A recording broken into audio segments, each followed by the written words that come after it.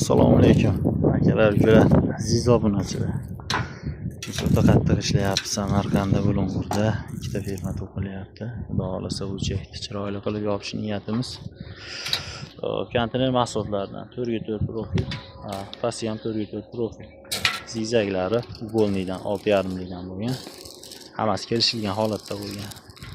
Stoka o'rtani balandligi 280 cm, 12,40 cm.